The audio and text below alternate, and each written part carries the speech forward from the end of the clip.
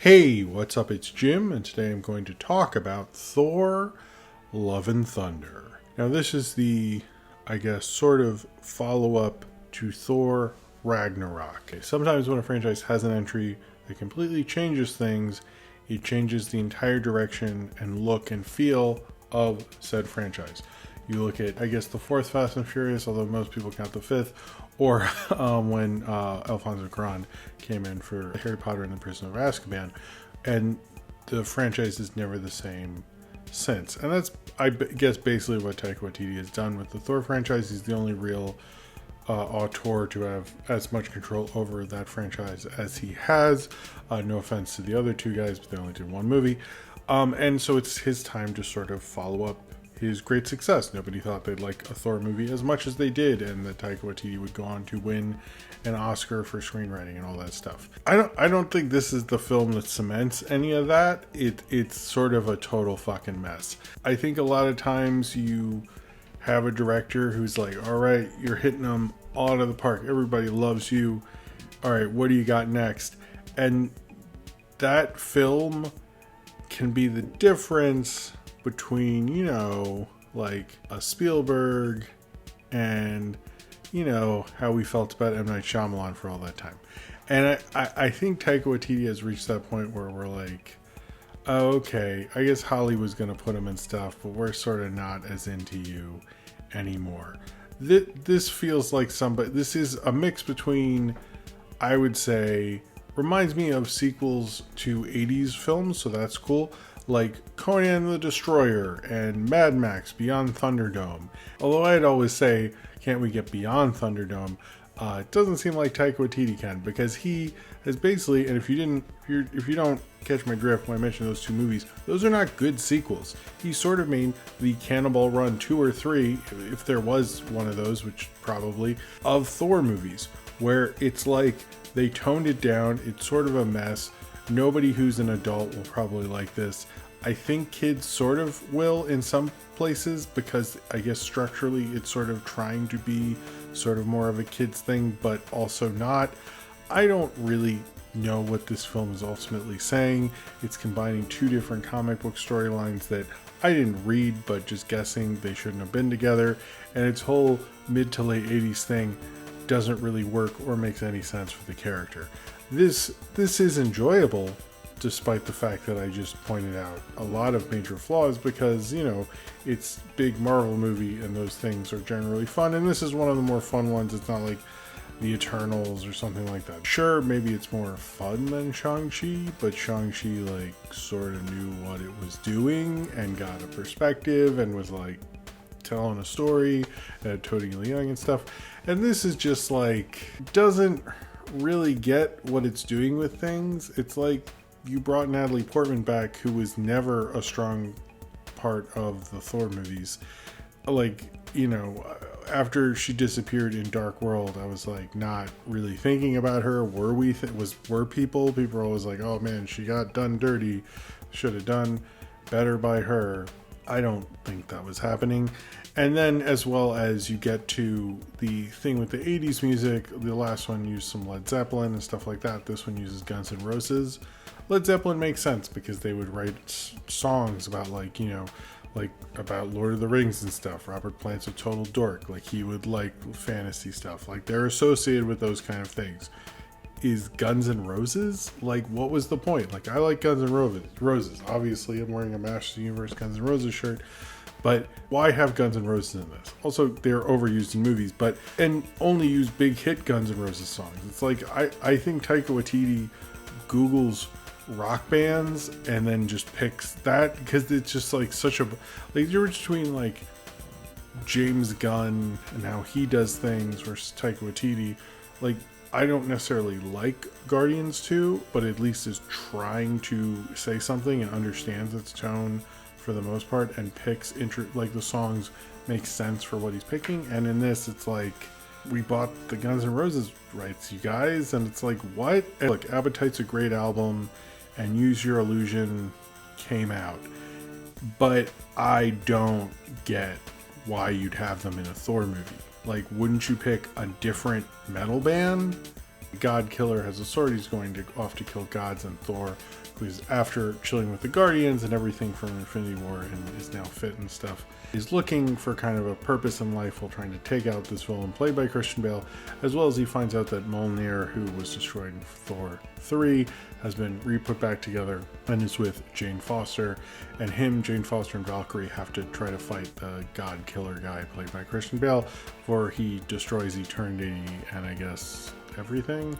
I think this film has a certain amount of fun, and Taika Waititi is good at that, but it does feel like oh, this is your big blockbuster movie fun, like, oh, we all had to do this because we had contracts and they offered us a bunch of money.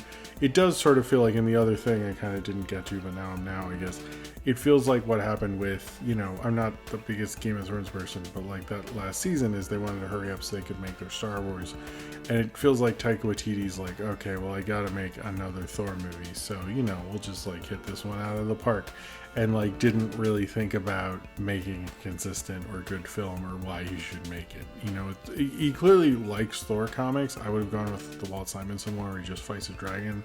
I could have watched Thor fight a dragon the whole movie. That would have been great, but he combines these two stories, but like, I don't understand why he did the Jane Foster one and the thing with Christian Bale's character and everything with the kids and stuff. Like, if I was a little kid and I was into Thor, I would be so down for this movie and probably watch it too much, but much like Conan the Destroyer or Mad Max Beyond Thunderdome, when you're older you rewatch them and go, oh, this is like not very good, and you don't want to watch them ever again. And this is kind of how I feel about this. Chris Hemsworth is fun. Natalie Portman is their best MCU performance. Christian Bale is bringing it no matter what. So props to that guy, I guess. It doesn't matter if the tone is specific. He's gonna bring it. Good for him. But it was also like wondering, like, couldn't other people help Thor? Where are all the other heroes? Like, if this is such a big fucking deal, that's always been a problem with some of these movies, but especially this one when there's so many people now. Like, why don't you give someone a shot? I don't understand. This is not, I would say, the worst Thor movie, so it's got that going for it. But I don't think this is a good direction, and it doesn't make me have a lot of faith in Taika Waititi, because, like, why not just do, like, 80s fantasy synth or something? Like, something that makes sense. Like, that music thing kind of shows me, like, how lazy he is, because just, like, oh, 80s band, who's the biggest one? Who was the Zeppelin of their era or some shit? And, like, okay, but are you trying to prove something that fits Thor, or prove like some like really minor thing about rock at the time? Like, I just don't, I really didn't understand that. And I kind of feel like had this film, like, you know, there are pieces of it that felt like maybe it fleshed out, like Jane Foster like not really having a handle on like being a hero. That could have been fun. Did feel like, honestly, the thing with Christian Bale, I sort of wish it had been cut out and it was more about them than anyone else. I don't really get what we're trying to do here, and I don't think this movie and Taika Waititi knew. You know, I think he was just trying to make it. It does feel like he had some ideas in here. It just doesn't feel like they came together, whether that's in editing, whether that's a studio.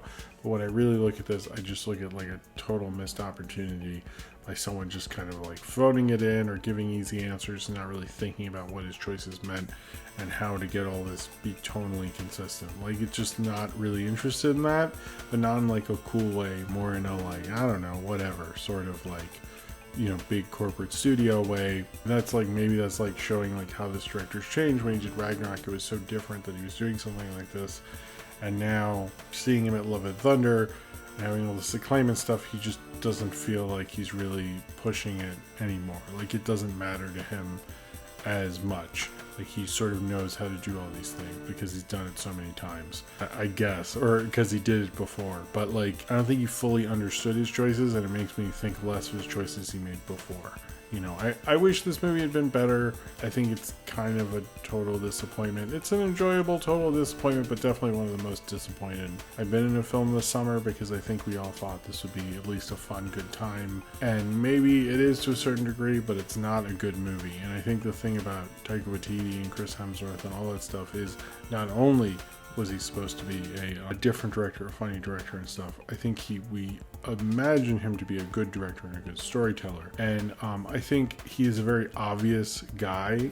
If you look at like Jojo Rabbit, if you look at most of his stuff, like he's not like a subtle kind of like deep thinker kind of storyteller, but he's really good at being very obvious and things like that. And I think a lot of the thing with this is he was very obvious, he was very on the nose. It almost felt like he didn't understand how to use that style. And I think before we thought, oh, it's different and he understands how to use it. And now I'm thinking like maybe he didn't. I wish they'd gotten this to more of a consistent tone, but it just sort of a Thor movie, maybe like a sad whimper of a follow-up, you know, one that doesn't really give me any answers, doesn't make me super excited. It's just like, oh, I guess they had to make another one of these. And I wish there had been more to it than that, but I think this is just the sort of the Thor we're stuck with and the Taika Waititi as he is. And I'm not sure I like who he is as a director right now. And I think a lot of people have that feeling, feel a little disappointed, feel a little misunderstood, feel a little like maybe he was never as good as we all thought he was. And I'm hoping it's just an off film and, you know, he can bounce back after. But it doesn't really make you feel great that the film that made you show you that he could really be this great director, be anything, and then he makes a sequel to it. It makes you kind of think maybe you're wrong about it. Isn't exactly a good sign, but I guess it's a good enough sign that it was sort of entertaining while you kind of lost your faith in a director. So if you've seen Thor Love and Thunder and you would like to talk about it, then comment below in the comments and subscribe if you would like to.